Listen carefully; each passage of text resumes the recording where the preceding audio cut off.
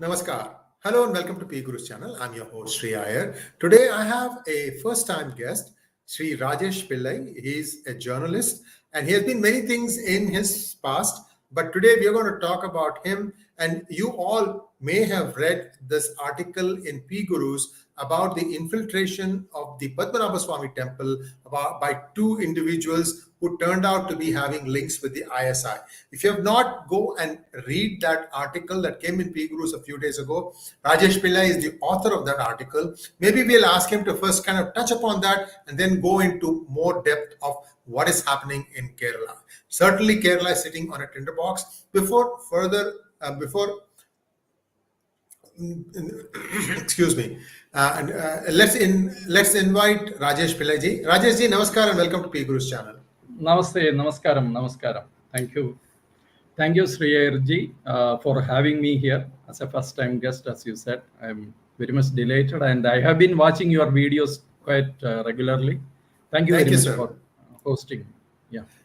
So, Rajesh ji, this article that you wrote, it's a fairly detailed article about the goings in and around of the Padmanabhaswamy temple. This thing, murmurs have been there that many people have an eye on the wealth. Once that amicus curiae incident happened, suddenly police had to be brought in, reinforced. Before that, the royal family was taking care of everything. It's not as if the wealth has gotten increased. If anything, it's the other side.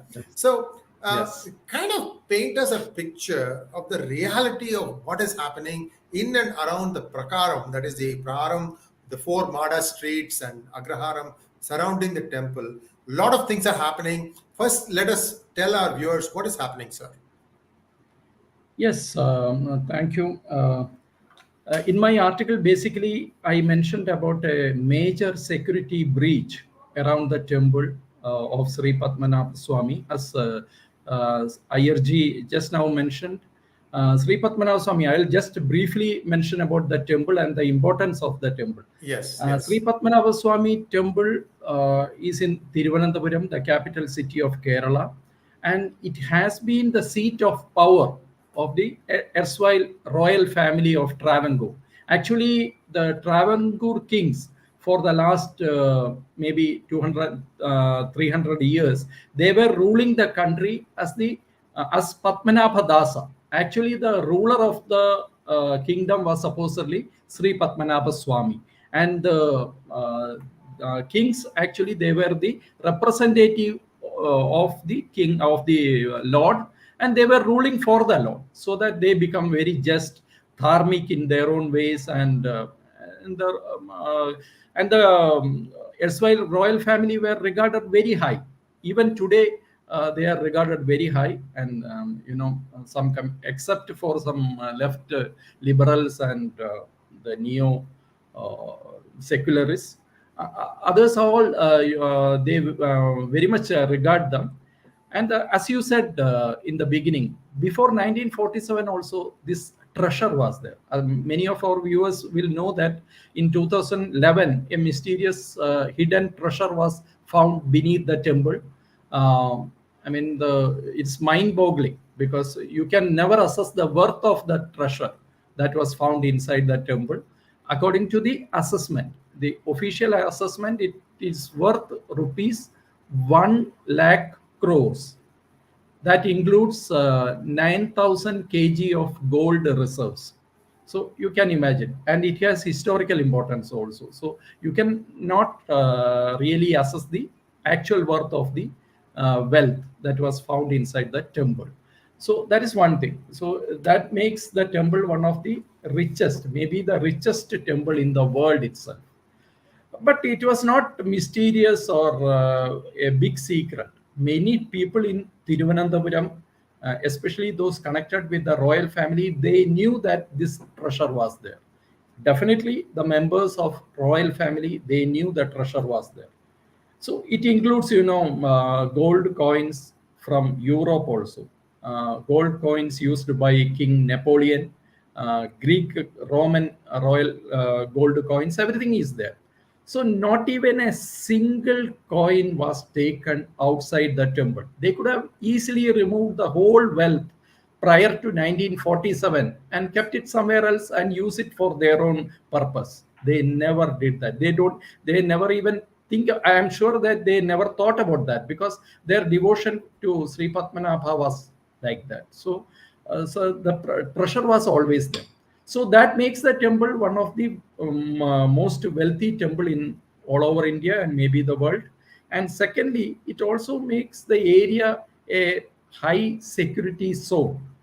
Some 2 years back, I think Kerala government identified 30 high security areas, where high security protection is needed. 30 places.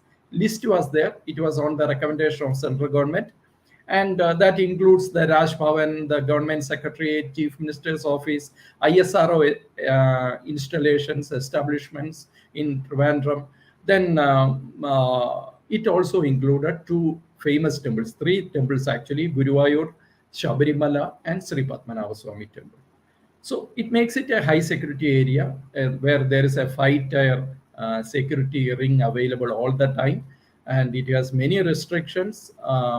Like you cannot fly a drone within a 2-kilometer radius of the temple. Everything is there, but everything is there on paper, Sree Ayarji. That is what I want to come to. It is there on paper, but it is never forcefully implemented. It is not implemented. There are no random checks, nothing. You cannot enter the temple. There is a dress code, and you have to go through the frisking, and people will stop and check you. But that is one thing. But that is going inside the temple. But outside in the outside ring, you can freely roam around. And these two youth, I will come to that incident now. These two youngsters, they were running a barber shop, a haircutting salon, just 100 feet from the temple. That is the backside entrance of the backside gopuram of the temple. From there, maybe 100 meters, 100, not 100 feet, 100 meters. They were running a shop. That means they were spending the whole day there in the shop, very close to the temple, without any security check. I'm sure one of the boys who was arrested, his name is Mohammed Hassan. He is from Rampur, UP. All these details came out only after his arrest. He came in June only this year. Before that, what he was doing, where he was, what are his connections, nothing was probed. And even the owner, the man who runs the shop, Shahrukh Ali, he was also arrested, and he was freed just after 2 days without much investigation. He was let off, and he opened the shop the very next day. I had to complain to the police, asking them, what you people are doing. This shop was a criminal activity took place there, and you are allowing them to open the shop. It was closed by the police in the next 1 hour. So this is the kind of attitude. Now, coming to the incident, many of your viewers may not know. I'll just briefly touch upon that also. So this barber shop was run by these two non-Keralites, UP-born fellows, and both were Muslims, Shahrukh Ali and Mohammed Hassan. So one person, a senior man, he goes there with his grandson to have a haircut. And he has a phone, a Nokia old phone, not an Android or a smartphone. So the boy, this Mohammed Hassan, he asks this man to give his phone. So actually, I talked to this man. His name is Sree Kumaran Nair. I talked to him. So he was telling me, he asked for the phone, saying that I want your phone number. So he said, wherever you go, nowadays people ask for your phone numbers for marketing calls and other things. So it was normal, and I gave him my phone. But after 2 minutes, an OTP came. He took back the phone, and after 2 minutes, an OTP came, and he asked for that OTP also. And this man, poor man, he gave that OTP. And they came out. When he went home and he told his son or somebody that this is what happened, they got suspicious. But they went to the shop after 1 or 2 days only. They went to the shop as a crowd. Maybe the boy had 2-3 people with him. They went and checked this man's phone, who Mohammed Hassan's own Android phone. And they found that there was a WhatsApp group and a WhatsApp connection in Mr. Sree Padmanabh Nair's number. So actually, this boy had taken his number and made a WhatsApp WhatsApp member. He became a WhatsApp member, and he was also a member of a WhatsApp group and he was found to be chatting with a person who had a +92 country code. +92 is Pakistan, everyone knows. And when these people took that number, they saw the DP of that WhatsApp chat, and it was a DP of Pakistan Army, and there was a Urdu writing also, which was roughly translated into saying that wherever you see Pakistan Army, you pray for them because they are working for our better tomorrow, and they are sacrificing their life for Islam. So a man having this DP was chatting with Muhammad Hassan, who was working in Kerala, Thiruvananthapuram, very close to the Sree Padmanabhaswamy temple. Actually, this should have alerted the highest authority in the state. In any other state, it would have been so, but it never happened in this case. These people, they grabbed these two boys and took them to the police station. Police was very passive. That is what Sree Padmanabh Nair told me. And they made an FIR after some arguments and all, and the FIR copy is with me. FIR copy is with me, and this FIR, it is just taken under a bailable offense, IPC 1860, IPC sections 419, 468, 471. These are all, for fraudulent activities, using some others' personality for fraudulent activities, things like that only. Nothing connected with anti-national activities, nothing connected with suspicious connection with a man from Pakistan, what they were doing, nothing of that sort. And no security issue. And in the FIR, it was not even mentioned that these people were working in high security zone, which is very near to the Sree Padmanabhaswamy temple. That much for the FIR. Now, after 2 days, and when we alerted the Army Intelligence and Intelligence Bureau, they also went to the police station and they asked these people to take FIR and all, and they had some preliminary questioning and all. That is what I understand. But after 2 days, this Shahrukh Ali was let off. I don't know why. Still, I don't know why. Because if this is a WhatsApp chat involved, a WhatsApp chat with a Pakistani person involved, and these people are non-Keralites, we don't know their background. So actually, even a normal investigation will take at least 5 days to ascertain these facts. What happened? But he was let off after 2 days. And the other fellow who is in remand now, he has been charged with all these IPC offenses, offenses, which are bailable. So naturally, after this remand period is over, maybe it's over tomorrow or day after, he will get bail. And once they get bail, you will never find them. They'll disappear. Yeah. It happens all the time. They will disappear and they will never come back.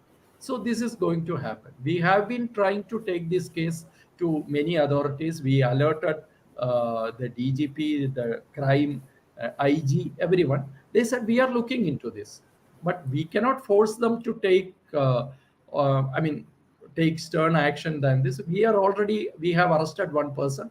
He is under remand and we have charged him. That is the answer.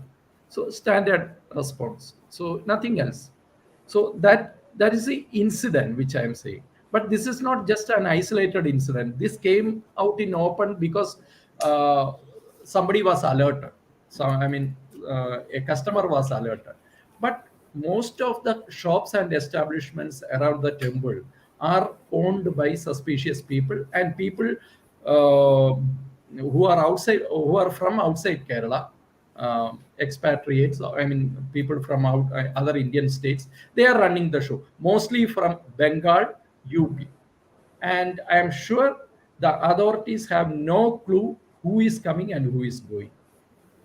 Being in a barber shop, a haircutting salon, they are spending their whole day there. No one is checking.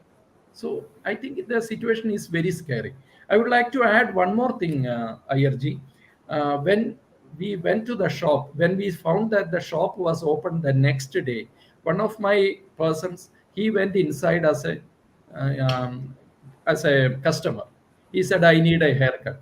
They said, we are not doing any activity here, but we have a register. Please enter your name and your phone number here. He was sitting there, a person was sitting there with a register open. That person was never found there till the other day. Who is he? He is also not a Keralite. He is also a Hindi speaking person. So who is he? So that means there is a huge network. If the one person goes to the police custody, there is another person within hours to replace him. So this is a very scary situation. The uh, the threat to the temple, I feel it is real. As you said, it has a huge treasure there, but that is not the only thing. It is historically, socially, and religiously a very important place. And we have seen in the past what has happened to important places like uh, uh, this temple. There have been many attacks in places of worship belonging to the Hindus, so it can happen here. But I'm really surprised and pained to see how the authorities have responded to this. Viewers, before we continue into this program, and we are going to take a look at a lot of things that are now coming to light, can you please like this video so that it will help reach more people? We've been told many times that the algorithm likes it when it sees a lot of likes coming all of a sudden. We have a fair amount of viewers right now. So all those of you who have not liked this video, if you could just click the like button, that will create a certain amount of virality and that will help this reach more viewers. Also, you can, if it is on this topic, ask questions with the hashtag Ask Rajesh. We'll try to answer your questions. I'm not sure we'll have time, but let us try and go through the remaining topics that I have in mind. So, Rajesh ji, the next question that I have is that, if there are so many people with Benami names, okay, even before that, see, somebody comes and becomes a barber, and Kerala, you required to have Malayalam speaking skills. How did these guys manage? That's the beauty of it. In Kerala, you no more require Malayalam speaking skills to survive here. Mostly all the Malayalis, they can understand Hindi and they can converse in Hindi also. Most of the laborers here, whether it is barbers, in the construction field, factories, and people doing that kind of jobs, most of them are from outside Kerala. Before, many of them were from Tamil Nadu. Even the barber shops were mostly run by people from Tamil Nadu. But now that business is gone. Tamil Nadu, Tamil people are now into running vegetarian hotels, things like that. And their numbers have also gone down. Maybe Tamil Nadu has, become more They have prosperous, or Tasmac, maybe. sir. They have Maybe. Tasmac. Right. So those areas are now dominated by Bengalis, and Bengalis, let me tell you, most of them will say that I am from Malda or I am from Kolkata or 24 Parganas, but many of them are Bangladeshis. And the Bengalis who work there, they all live together, they know that these people are Bangladeshis because their accent differs. As you Correct, may correct, know, correct, people from correct, East Bengal, correct. they speak Bengali differently, but out of fear or maybe a passive attitude, they won't betray these people. But most of them, and many of them in Trivandrum, they are East Bengalis, meaning Bangladeshis. So they work everywhere. And the contractors, the labor contractors, everyone has learned Hindi or Bengali to, converse with them and make them work. So they know. And mostly people also, they know Hindi. So That's not a difficult thing. And these people, they try to learn a little bit of Malayalam everywhere. But the thing is that the issue is that many terrorist people or many active terrorists have been arrested in the past from these people, from these labor community or whatever you call them.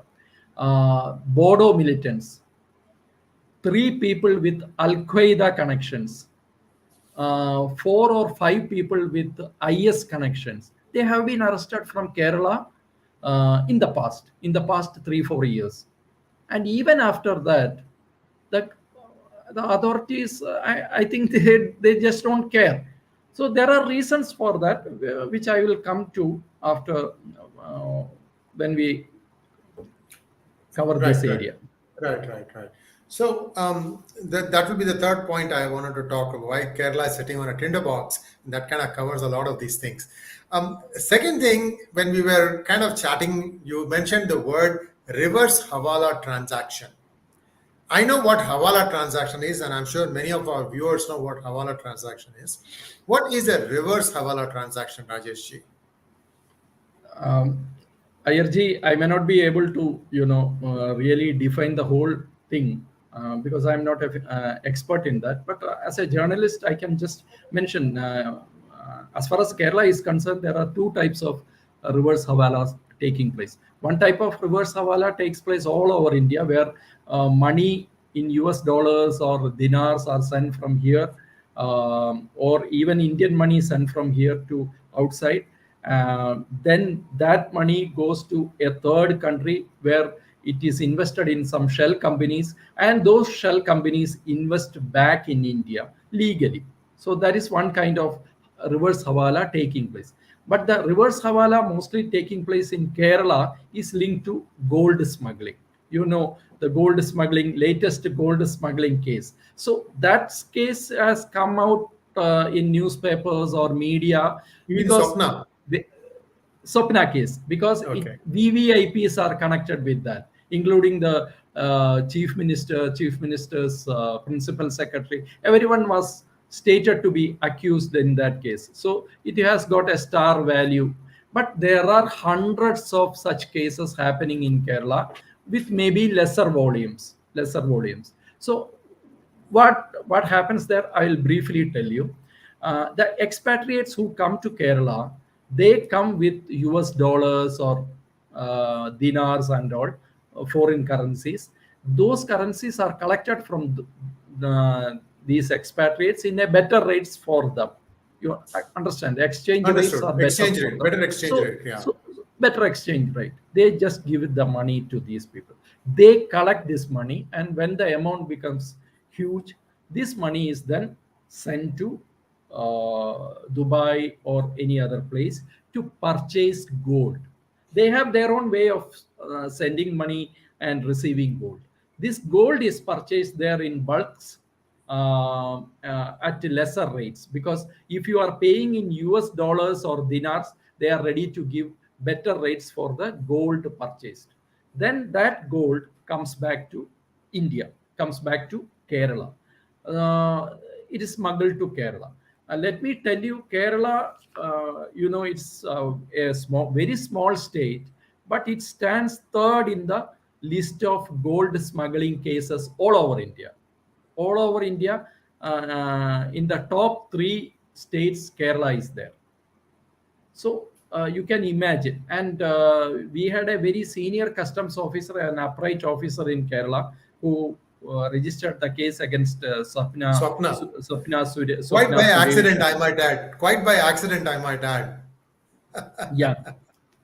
Quite by accident. So this person, he said that only 5% of gold smuggling cases are detected by the authorities and cases filed.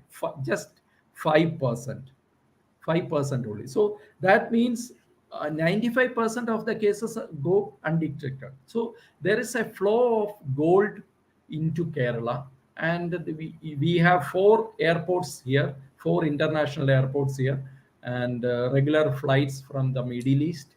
So it's very easy. They have a big chain here that includes carriers, agents, commission agents, everyone is there. So they have a perfect system here. And it also includes, it has connection with the gold jewelry people also. The moment gold reaches here, they have places to take it. They convert it into ornaments and other things, and they have a supply system. So it's a very, very lucrative business for them. So it is happening every day, and it happens every day. So that is what reverse Hawala in Kerala's context is concerned. I hope I am very clear on that. You're So I very am not- absolutely you're absolutely crystal clear. The second one is so intriguing because these are people who happen to work abroad and they bring in their dinars, their dirhams, their dollars, and then because they're getting a better exchange rate, they're parting with their dollars or their foreign currency for And Indian they- rupees. And then this goes and loops around and comes back as gold. Yeah, exactly. It goes, and let me tell you, since 2020 in Kerala, 1,880 cases were filed, gold smuggling cases alone, in the last 2 years, since June, I think. So this is only 5% of the actual gold smuggling incidents. So now you can imagine. 1,880 cases in Kerala alone. Right, And right. that's only 5%.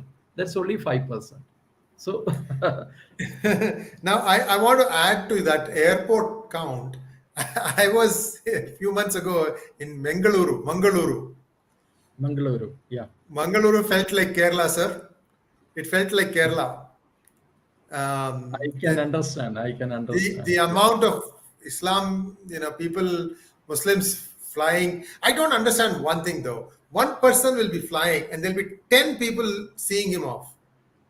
It is actually a huge hassle for those who are cutting it close. They can't get off the car and come close enough to the entrance. They have to lug their heavy weights and walk. And in a place like Mangaluru Airport, I don't know if you've seen Mangaluru Airport. It's on a cliff. It's on a cliff. I know. Bluff. Tabletop runway. And You have to go up and up and up. And it's like you zigzag. You finally come to the top. There's no place.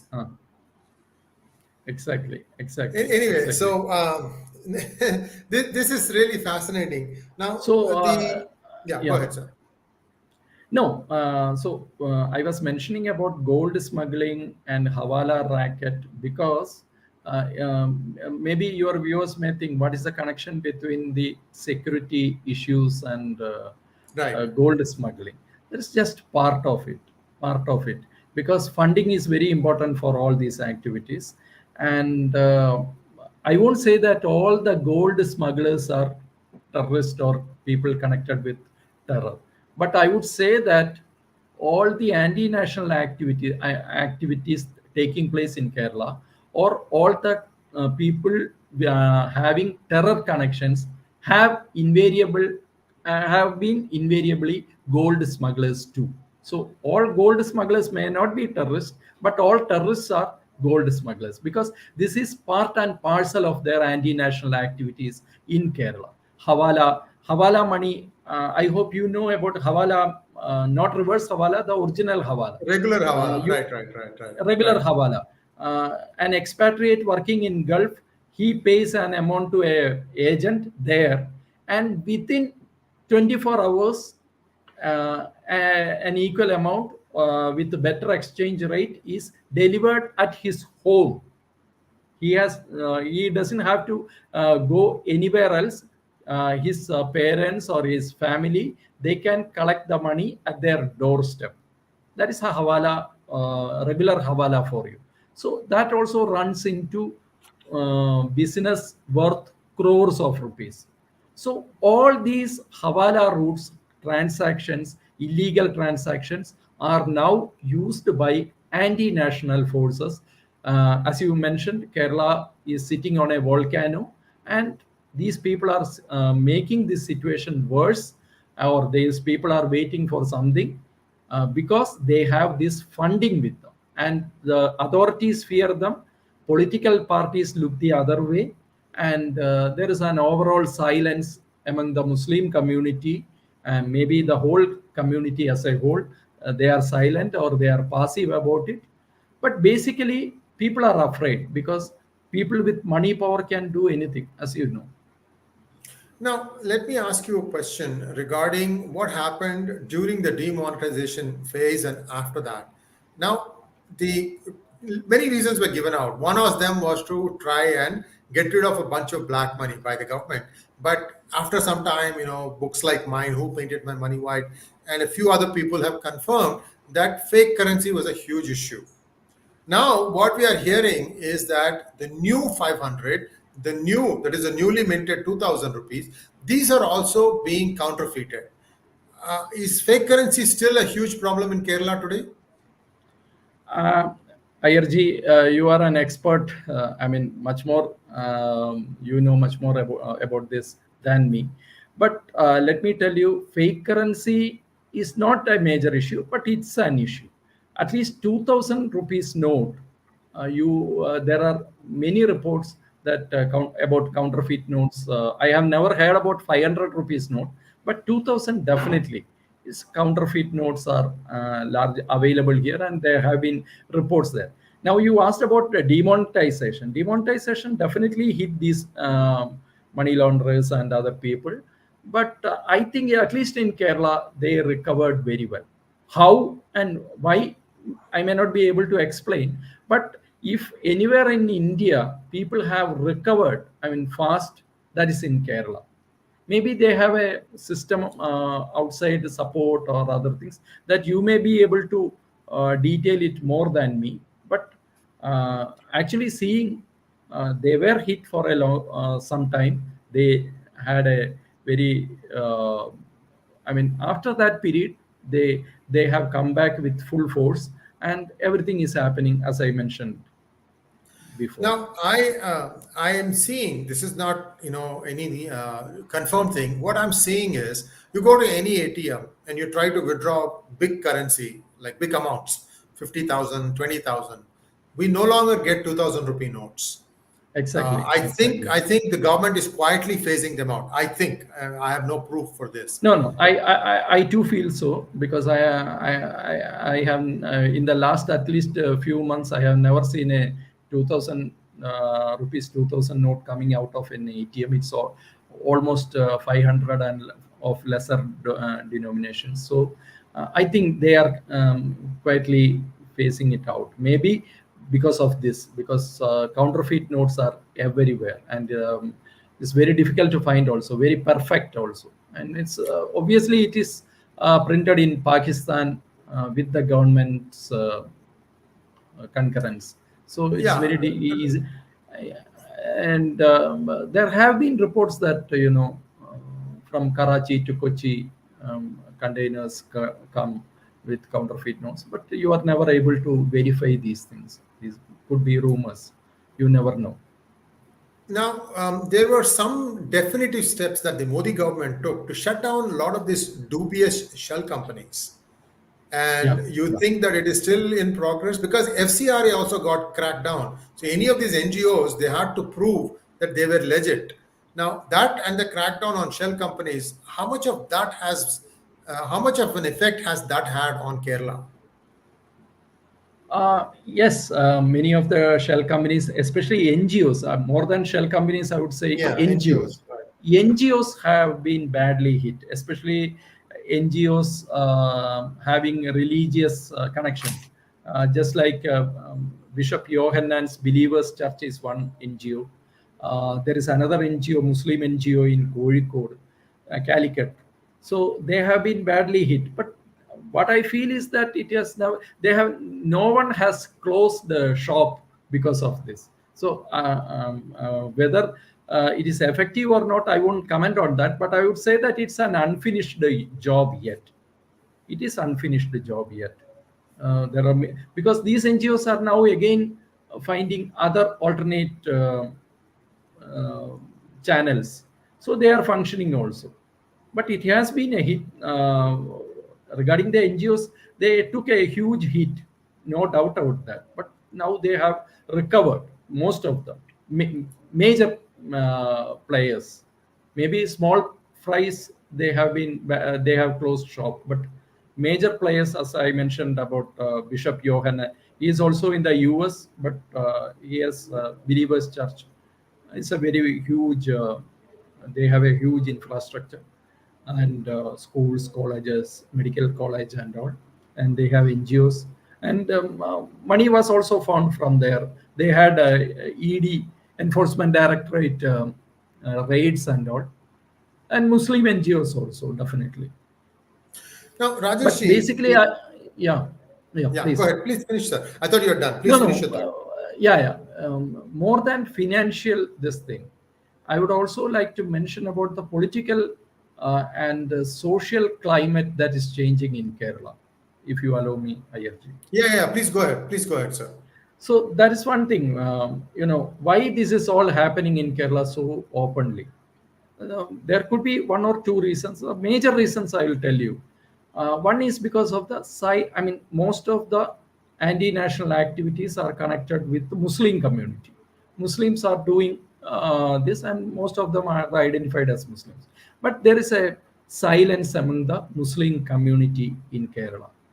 They are silent. One or two people or one or two small organizations may come out in between saying this should not be done, we should not we should not do anything that will torpedo Kerala's communal balance and all, but nothing more, nothing more.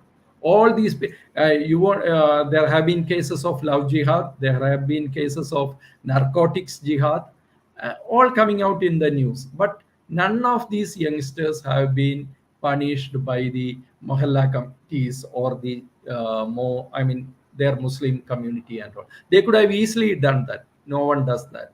Instead, if a Hindu girl is converted into being a Muslim and a Muslim man marries her, you raise 1 crore rupees for their legal fight within hours. That is happening. So the Muslim community, they are silent or they are very passive. Now the second thing is the authorities, the police, the state government, whether it is run by the Congress-led UDF or left front dominated by Communist Party, Marxist, they are very protective about minorities openly, but actually they are protecting even anti-nationals in the name of upholding secularism. And the third is the passive attitude of Hindu community in Kerala. Whatever happens, you will never learn.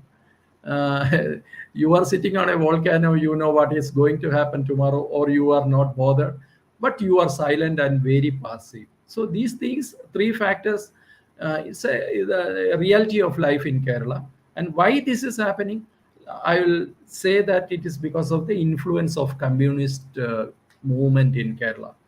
So they have created a public perception about what is Renaissance, what is being liberal, what is being progressive. They have created a public perception.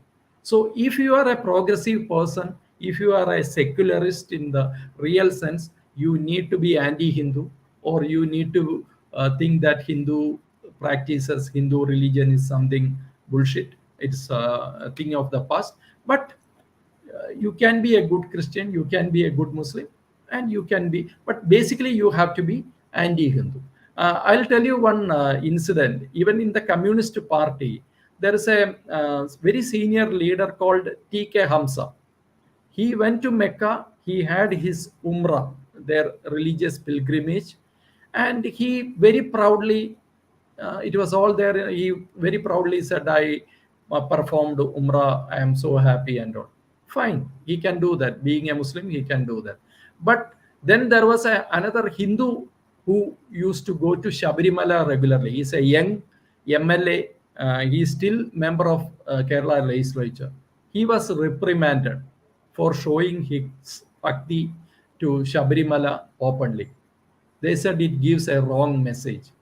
So there is no wrong message given by Hamza, but there is a message given by this young fellow. So this is the double standard. So being progressive means essentially being anti-Hindu. So if you wear a tilak, or if you are a temple goer regularly, you are looked down upon. I mean, you are something of a lower level creature. So that is a perception that these people are trying to come up with. During the Shabarimala agitation, if you remember, there was a Renaissance movement initiated by the Communist Party. They had a human chain formed all over Kerala from south to north. Muslim women wearing hijab came out in open and participated in this human chain for women's right in Shabarimala. How ridiculous it is, you can understand. So this is the kind of public perception or public what you say the scenario that they are trying to create. So Hindus are very passive, and these people, they get every kind of protection. And Kerala, you won't believe, it is very scary. Kerala's connections with international terror organizations is now established fact. Even Islamic State in their own publication said that our first suicide bomber, I think his name I had written somewhere, his name is 𝙒𝙂𝘂𝘀𝑒𝘀 al-Hindi. That's not his real name. This man was their first suicide bomber, and he was from Kerala. He was an engineer by profession. So it is not only IS. In 2016, I think I reported one case where one journalist from Kerala, his name was Abu Tahir. He went to Syria and he joined Al-Nusra. You have not even heard about that organization. We seem to have accidentally lost him. He's coming back. So please. Hello. Thank you very much. Go ahead, sir. We just lost you momentarily. Come back. You're back. Okay. So what, am I audible now? Yes. Okay. Yes. So what I was mentioning is that Kerala's connection with international terror organizations is a matter of fact now. Everyone knows about that. Everyone speaks about that. The Islamic State, they were saying that their first suicide bomber is from Kerala, 𝙒𝙂𝘂𝘀𝑒𝘀 al-Hindi. Then there is another suicide bomber connected with Afghanistan, a Gurudwara suicide attack. That fellow is also from Kerala. He is also an engineer. Both of them are engineers. And from Kerala, maximum number of people went to Islamic State. More than 100, they say, but it is much more than that. It's not 100. It is somewhere around 300, or can even go up to 500, because in Kerala, the police doesn't have the records of people who went to Middle East for work and absconded from there. They have only the list of people who went directly from Kerala to Sri Lanka or some other place and then migrated to Islamic State. They don't have records about people who went from Middle East to Syria or whatever it is, Afghanistan. So it could be somewhere around 500. And IRG, you know one thing. Should I stop? No. Please go ahead. IRG, there is another thing which was never discussed in any of the media here. During Kashmir insurgency in 2008, I think 3 youths were killed in near Kashmir border, Pahalgam or somewhere like that, by our own Indian security forces. And the security forces later found that they were Keralites. What these people from Kerala were doing there. And it was for the first time in the history of Kashmir insurgency that anyone who is a non-Kashmiri or from other Indian state other than Kashmir, Jammu Kashmir, were killed by security forces inside Kashmir. And that credit also goes to Kerala. And there are innumerable number of incidents where you can connect Kerala with international terror network. But what are we doing about that? Is it because no major incident has not happened in Kerala? That could be one reason, but it will not happen in Kerala because all these organizations, their sponsors, they find Kerala one of the most safe place in India. where they can use it as a base. So that is one point which I want to reiterate. Couple of things that I would like to touch upon before we take a few questions that have come your way, Rajeshji. But we'll first take, I have a couple of questions for you. One thing is that within a few months of coming to power, the Modi government said that all real estate transactions beyond a very, very small amount, I think it was 1 lakh, I could be wrong, has to be a check transaction. You can no longer take bundles of cash and go and buy a house or real estate. Now, looks like our clever brothers and sisters have found a way around that. Can you explain that to us, sir? Yes, how they do it, we still need to be investigated. But definitely, in many transactions, hard cash is exchanged, and as you said, 2,000 bundles. I have heard from many people that 2,000 rupee bundles are used. Maybe that is one reason why the central government is trying to. It could be counterfeit also, but I can tell you that maybe 30-40% is shown as real transaction, and in real estate, especially big real estate deals, it is a fact of life that black money is still used in Kerala. I don't know about the other states, but in Kerala it is used, and the money doesn't come directly from Middle East. It doesn't come directly. I would say it doesn't come directly. It comes from places like Mangaluru, which you mentioned. It comes from Mumbai also, and it comes from Tamil Nadu to some extent. So there is something happening, and this network is using black money. And I'm not, I won't say that the steps taken by Bondi government is a failure, but I would like to say that the task is still unfinished.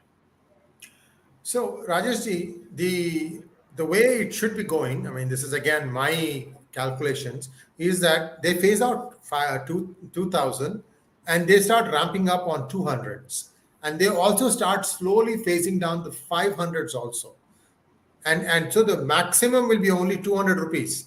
And the minimum will be whatever, 10 rupees, maybe even 20 rupees, maybe the minimum. That is how India should be operating, because then what No, happens no, is, go ahead, sir. please, but no, please, please complete. Sorry. What happens is it becomes much more expensive to carry low Exactly. denomination Exactly. currency. You're saying something, sir. And no, I won't be surprised if they come down to 200 rupees transaction, because hoarding, whatever you say, it is a reality. And if denominations are done like this, I mean, the 500 also is phased out, it becomes all the more difficult to carry this cash, especially for Hawala transactions. It becomes very difficult, and is very difficult to stock also. So I won't be surprised if something like that happens in the near future. And Now, anyway, you can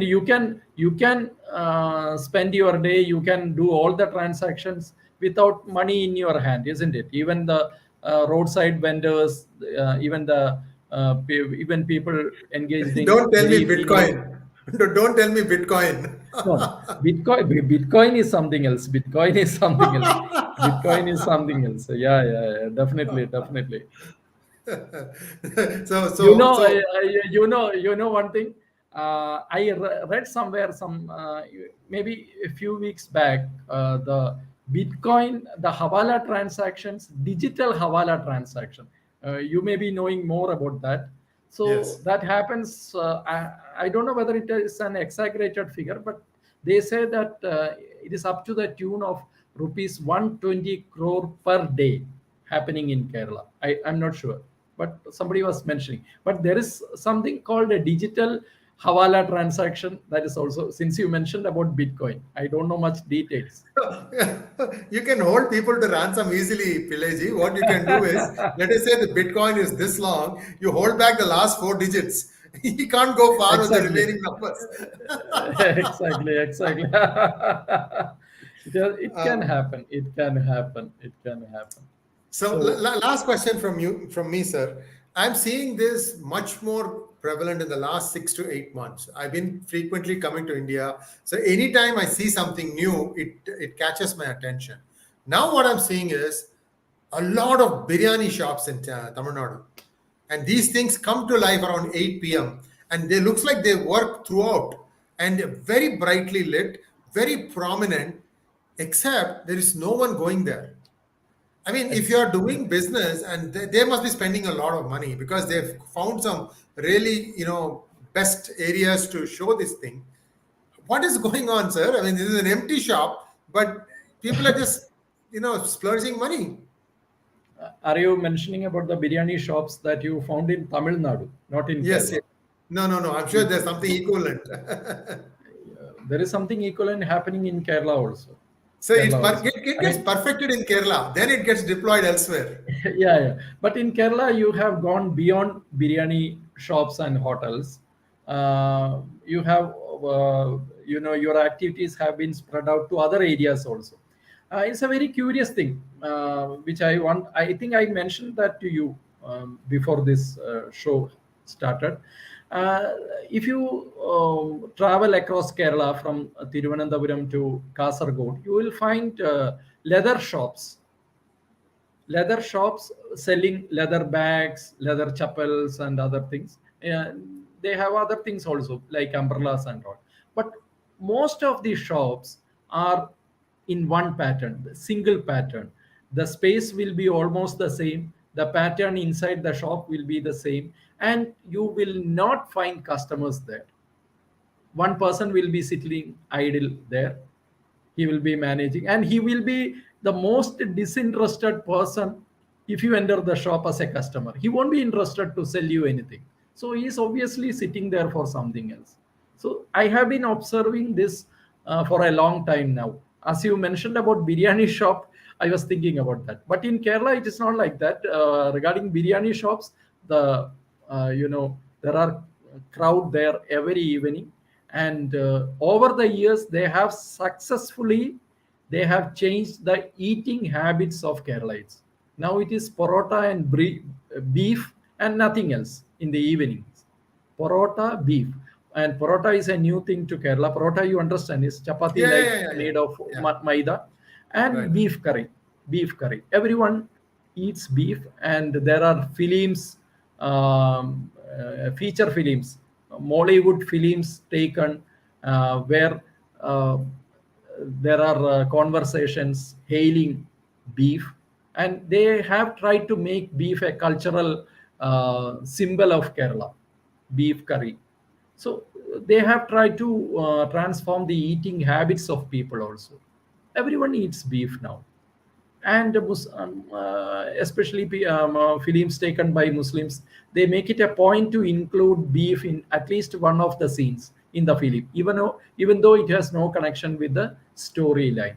So this is how a cultural invasion takes place. Porota and beef are not at all good for Malayalis, Keralites, as far as our climate and our background is concerned. But now it is a reality in Kerala. So biryani shops have crowd, but there are other shops, as you see in Tamil Nadu, with no customers in the same pattern. Even regarding this particular barber shop, I found that the same shop, and let me tell you, if you, I don't know whether I have the visual with me, the Royal Hair Salon. It is written in black and white. As you know, many people have connected it with the Islamic State color code also. ISIS, It right, is right, black right, and right. white. Yeah, I see. And now, after this incident happened, I find that I spoke to one of the shop owners in Kerala who runs another shop, another beauty salon. He was telling me, Cheta means elder brother, I don't know from where these people have come.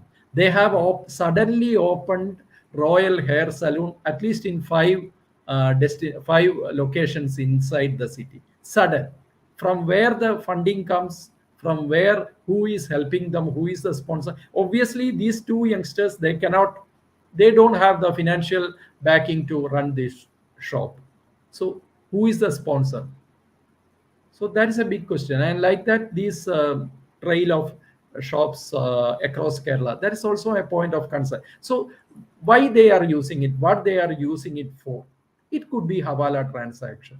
It could be even narcotics. Narcotics has become a big menace in Kerala now. Every day you have cases where narcotics, people carrying narcotics or people using narcotics are caught. Invariably, the carriers belong to one particular community. And if there is a girl who is caught with these people, mostly she will be an addict to narcotics and she will be from another community, maybe Christian or Hindu. So this is a harsh reality. I'm talking on the basis of facts. So this is happening. So this chain of network may be used for all these illegal transactions. That is the point which I wanted to make. And your chief minister wants to comment about the governor meeting Mohan Bhagwatji. Yes, that is a big crime as far as Kerala is concerned. That is a perception, meeting an RSS person or being a good Hindu. It's a very, very, very, very retrograde and character. So Well, I've heard some stories about an IPS officer catching hold of a prime accused in a murder case of an RSS worker. And these two, the IPS officer and the prime accused, are in very high positions today. What do you think they'll talk when they see each other? Please don't put me into trouble. I know you are mentioning about. I know the persons involved. No, in the don't case take which you are names. Don't saying. take names. Don't take names. We're Yeah, just I having won't fun. take names. Yes, yes, yes. Definitely, they are ruling the state now, so it all happens. All right. See, So let's take some... yeah, please, please, please.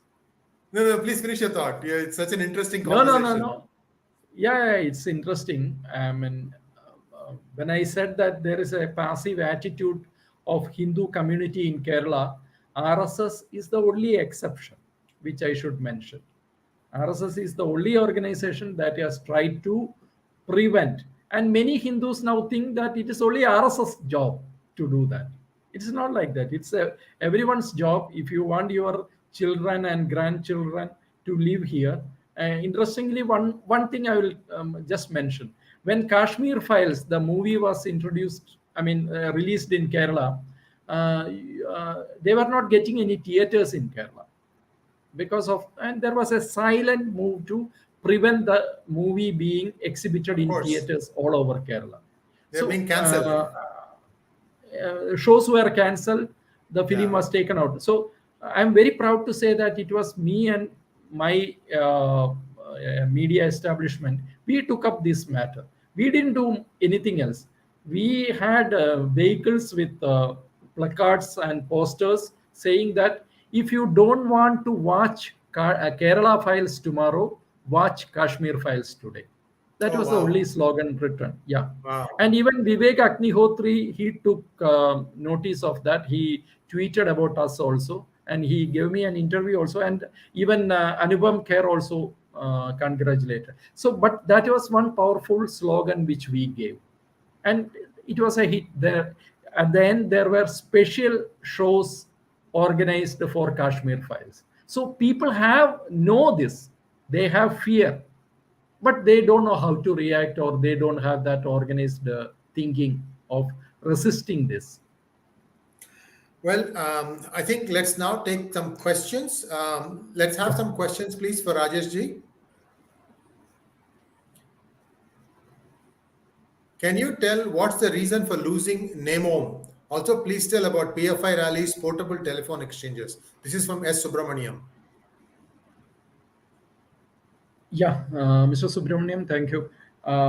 Regarding nemom, that is a BJP matter. BJP, there are various factors connected with internal politics of BJP here, and even the overall political situation. So it is better not to comment on that. Kummanam Dayasevan was definitely a very good candidate, very strong candidate.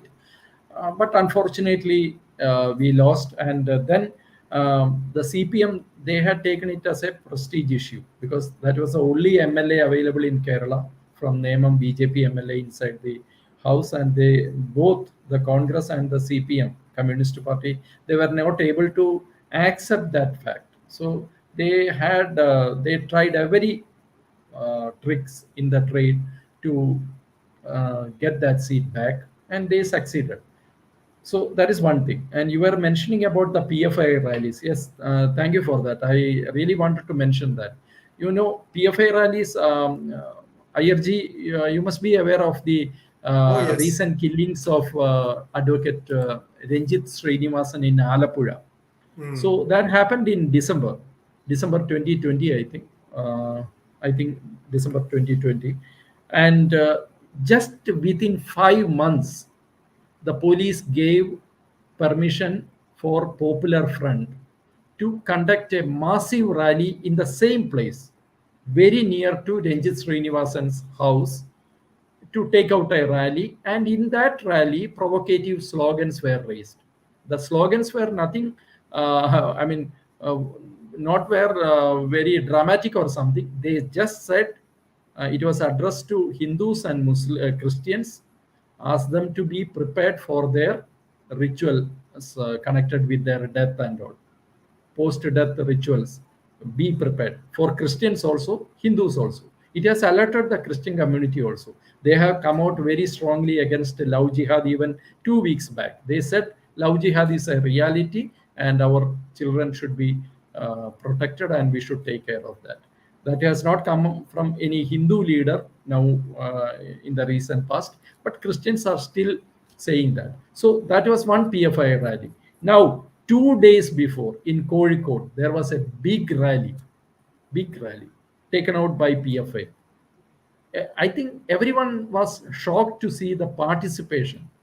Youngsters, women with small kids, they all took part in the rally. And in that one, many speeches were very provocative in nature. And one of the speech, I forgot his name, somebody has already approached the court or police with a complaint. He said that all the youngsters belonging to Muslim community should be ready to become martyrs. For what and how to become a martyr? You know very well how to do that. It happened 2 days back. So they have come out in the open. Now they feel that the time has come for us to come out in open and openly challenge the communal balance in Kerala and challenge the other communities. And the government is looking the other way. Not even a single statement against this provocative rally and speeches from any political leader so far till now. It has been 2 days. You know, one regrettable thing that happened in the parliament was that Mr. Amit Shah, the Home Minister, made a statement saying that there is no love jihad in India. And then when I said, you know, what the heck, I have read it so many times. How can you say there is no love jihad?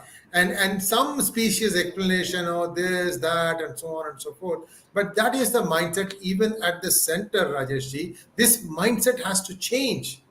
I have been saying that NIA needs to quadruple its strength and they need to not recruit from police. They need to have a special recruitment. You start today, 6 months down the road, you'll have the first batch of 100 people maybe. You need to understand what is going on around the world, the kind of software that people are using. We're coming to the portable telephone exchanges in just 1 minute. But you see, this is what they need to know. As a policeman, they are just used to doing some very, very simple things.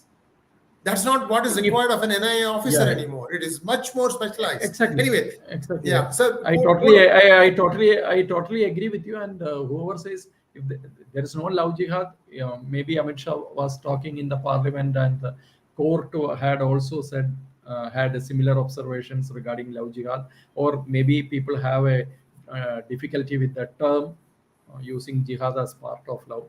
What all said, it's a reality. If a set of boys are targeting girls from another community, pretending to be in love with her, and setting a precondition that you have to convert to Islam to marry me, You convert to Islam, then you are handed over to some people. That has also happened in some cases, like the case of Nimisha, who went from Thiruvananthapuram to join IS with a Muslim man. So in Nimisha's case, that is what happened. The man who was in love with her was another person, and after some time, the other person took over. Something like that happened. So See, Rajesh ji, if this is not called, sorry, if this is not called love jihad, then what is love jihad? Or if you don't want to call it love jihad, by if there is a scheme behind the whole thing, you give some other term which you are comfortable with, but don't deny the facts. It is happening. you know, the other unfortunate aspect here is that, and this was brought by Sri T.P. Senkumar, is the amount of drug addiction that is happening among college-going kids. So what happens is, if a girl gets introduced to it, it could be by accident. Somebody buys her a drink in a drink parlor and they mix something, and then that person becomes a little bit unconscious, semi-conscious, then they get intimate. Yeah. See, this is a taboo in Hindu society. An unmarried It's a girl taboo. cannot get intimate. You see, so this kind of problems, they are completely exploiting them. And I find it very, very questionable that the Home Minister doesn't do his homework, or rather gets misled by some babu who needs to be fired, in my opinion, that there is no I love will jihad. not. I won't comment on that. But this is the reality. But let me tell you why the Hindu girl you are talking about is getting attracted to the other side, or whatever you say. It is because of there is one thing which is lacking among our Hindu society, is the awareness about their culture, about their religion. I can tell you, if you take 10 people from the street in Kerala, youngsters, and if you ask them what are the four Vedas connected with our samskara or our faith, I am sure that at least 5, 6 of them will say Ramayana and Mahabharata. That is a level of understanding or level of awareness that they have. So their spiritual vessel is totally empty.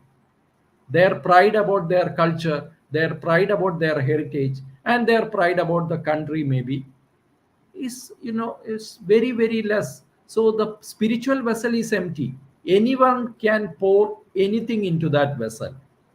It doesn't happen with people of other communities. They have Sunday schools, they have places to go on every Friday. So that is there. But in Hindu society, that is not there.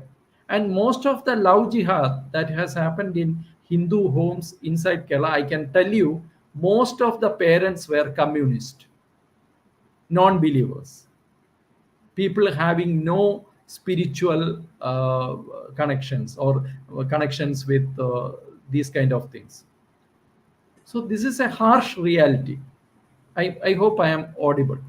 Absolutely, you are. And I have to So make and one clarification. Sir, 1 second. I just want to make one clarification. It was not the Home Minister Amit Shah that made the statement. It was Mr. Minister of State for Home Affairs, G. Kishan Reddy, who said that. And we'll put the link also in as part of the description. So Please continue, that sir. could Yeah. yeah. I was also surprised to hear Amit Shah's name because I don't remember. No, that. I Maybe just, somebody checked yeah, and tell me. maybe because of a reference in the court and he was quoting that. I don't know, but I'm not going into that part. But the harsh social reality is there in front of you, and you can't deny that. Now, coming to the portable telephone exchanges, also, it's also a major thing of worry. But what you see here in Padmanabhaswamy temple case, the same thing has happened with the portable telephone exchange cases also.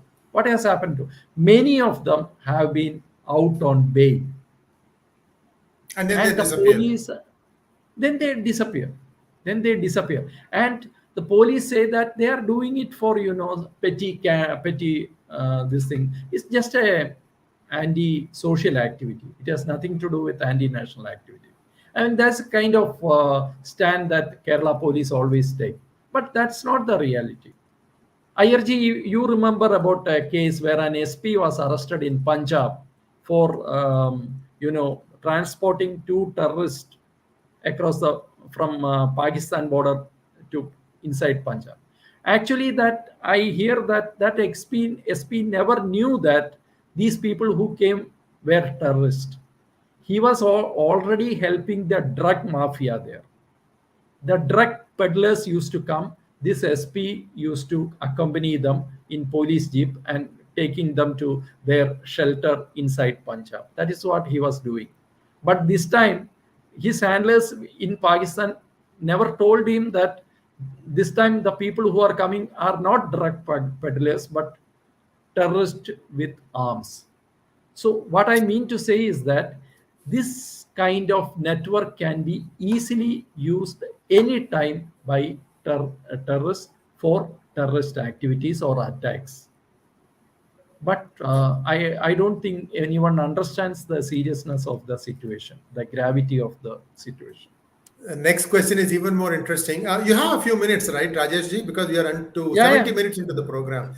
These are very good questions. That's why I want you to address them. It's for both of us. If the police and other related departments do not take the necessary action, can the security from Padmanabha temple apprehend these outsiders and question them about activities? They have not done that, first of all, and the security from of Padmanabhaswamy temple is basically comprised by commandos from Kerala police only. So it is part of the local police, Kerala police, and you have a few temple staff who are security persons who have nothing else other than lathis in their hand. So basically, armed police is guarding the temple. They are from Kerala police only, and they take orders from Kerala government only. So basically, many people after this incident, they are demanding that CISF should take charge of the temple. CISF should take. They are taking charge of. They are now protecting the airports all over India. Airports all over India. So naturally, they don't have the local connections. So they will be duty bound to protect whatever is given to them. So CISF should be one option to protect the temple. Even in Shabarimala, the same issue is always mentioned. Shabarimala has been under attack by many anti-Hindu groups for a long time now. You remember the recent controversy also. Yes. Anything can happen there. So they want to destroy the sanctity of that temple and destroy the importance of that temple. It has been a long-term agenda. If I start speaking about that, it will take a long time. But what I say is that the security of Shabarimala temple is also a major concern for many people. And CISF, if they take over, this problem could be solved. So commandos will, temple security will never question them. Thank you. Chandrasekhar Kulkarni wants to know what makes Kerala a breeding ground for anti-nationals. The basically few things. The demography, religious demography of Kerala itself. Muslims are they are actually not a minority anymore. I won't say they are a minority anymore. They are not a minority. What is your estimate as a percentage in Kerala of Muslims? I think it should be somewhere around 40%. See, that's what I was afraid of. Yeah, it's somewhere around 40% now. Christians are diminishing in numbers, basically because they are migrating to other countries and all. They are there, but Muslims. And you take the statistics of Malappuram district population growth. It's not a population growth; it's a population boom, and no one talks about that. Yeah, it's a explosion. No one talks about that. That's one thing. So it could be somewhere around 40%. So why it is becoming a national and anti-national? This is the public mindset that has been created by these so-called left liberals over the years. Now it is being used by Muslim fundamentalists or Muslim terrorist extremists, I would say. This mindset is essentially anti-Hindu. Hindus are not aware about their heritage. Hindus are not proud about their heritage. On the other side, you have Muslim community, which is fast growing and who have the financial backing from Middle East or any place. And now I hear that even Turkey is helping many organizations in Kerala. I think central agencies are probing that. After Gulf, Turkey has come out in the open and supporting many organizations, NGOs, and all in Kerala. That is what I hear. So these are all happening. So naturally, it becomes, and you are politically protected also. So nothing is there to fear. You can't do this kind of activities in UP or Madhya Pradesh or any other places, but you can safely do it in Kerala. So why should you bother? And you get lot of money, lot of power. Next question, please. Mr. Lee wants to know, has there been any negative effects on the gold smuggling in Kerala after new bullion exchange started in Gujarat? Jewelers can now buy gold in bulk from Gujarat instead of from smugglers.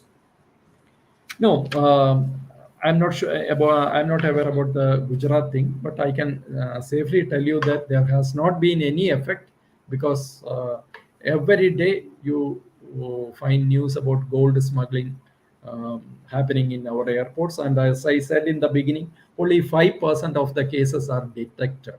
So it's a huge thing going on, and I don't think there is any decrease in that. Next question, please. Any other? Yeah. Mr. Lee again. Modern airport X-ray machines can capture metal hidden even if ingested in rectal cavity, etc. How do smugglers get through customs? Can AI image processing help as customs seem compromised?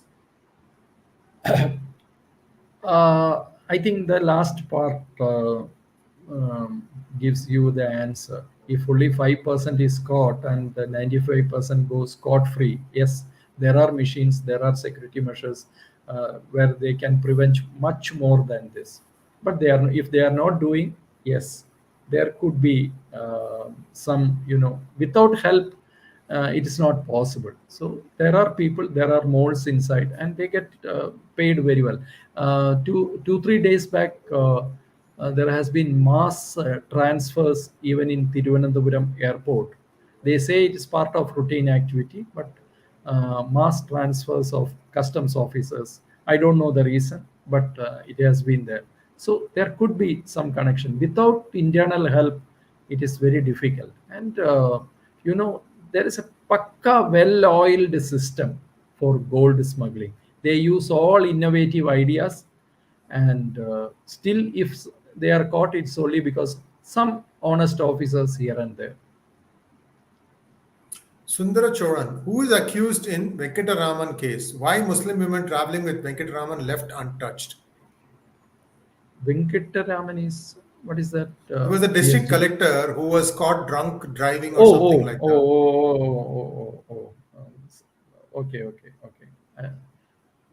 His name is Sree Venkitaraman. Yeah.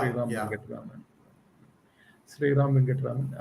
I think that her name is Wafa something. I think she is also part of the case, and she was not let off. She was also inside jail, and she is now out on bail.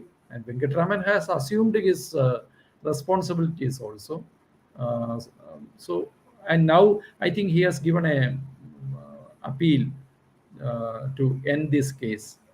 So she was not let off. She was there with him as accused, co-accused. Next question from SAAR. What is the situation of Lakshadweep Islands? What part does it play in Islamic fundamentalism and also in fake currency? Islamic fundamentalism, I am not sure how it has affected Kerala. It must be affecting Lakshadweep also. But Lakshadweep has been found as one of the, till few months back. But now the authorities are very strict, I think, and they were using Lakshadweep as one base for all these narcotics trade and Hawala transactions and all. Lakshadweep is very closely associated with Kerala socially, culturally, and even language is the same. So it was very easy for them to carry. And there are reports where some VIPs are also involved in all these nefarious activities, which I would not like to mention right now because investigations are going on. but could be a news, a breaking news very soon. So some Lakshadweep is definitely a safe base for people. Bapi Raju wants to know why only Hindus are victims of such dangerous organizations. Because Hindus are the only threat. If you finish off Hindus, India will not be India as we see it today. So naturally, Hindus are the, if India sans Hindus, you can imagine it can very well become another Afghanistan or Iran for that matter. So what prevents them? It is our culture, our heritage, our history. So you want to finish that off. Every invader who came across Hindu Kush from what is his name, Gori, Ghazni, and all, they all tried to finish off Hindus. For what? Because they knew that we are the only defenders of this land, the real defenders of our heritage and culture. So even now, even today, they are trying that. I believe that every temple was not demolished or attacked for getting gold or treasures like that we have in Padmanabhaswamy temple. It is not because of that. They wanted to destroy our self-prestige and our confidence. That is what they were doing. So naturally, that process will continue, and we will try to defend as we can, isn't it? Well, this is again, bolstering what I have been saying all along, that Hindus are being slow cooked, and Kerala is the laboratory where this is all being done and perfected, and then Exactly. it gets Exactly. executed outside, Exactly. including the Easter bombings. That was all planned in Kerala with some help from Tamil Nadu, and then it went and got executed in Sri Lanka. It's a humanity that these people are after, and what the problem that the governments face is, the look at the number of madrasas that have come across India, and nobody can go in and tell them what they should teach and what they should not teach. So, and And even they if are you, paid. They are paid by yeah, the government. yeah, Madrasa that too. teachers. That's even worse. So there is a lot of cleaning up that needs to be done. And if you don't do all Exactly. that, Hinduism or Sanatana Dharma as we know it will vanish, and it is going very, very fast. So wake up, Hindus. That's all I can say. I'm seeing the same thing happen, play out in United States also. So I'm very, very concerned. Thank you very much, Rajesh ji. I have no doubt Thank that you. we'll be asking you to come join us again at a later time to talk about more specific issues such as this one. Thank you once again, sir. Namaskaram. Thank you, sir. Thank you so much. Namaste. Namaskar.